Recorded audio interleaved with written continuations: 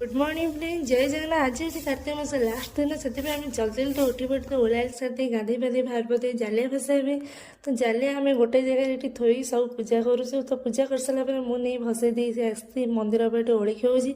तो ओलिकी आस सारापर मुझे बाण फाण फुटी ये हूँ आम रास ठाकुर।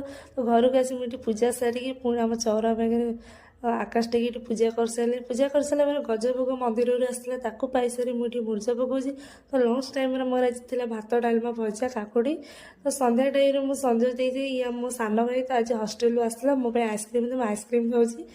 तो आइसक्रीम खाई सारापर ये आम संध्या आकाश टेक ये पूजा हो।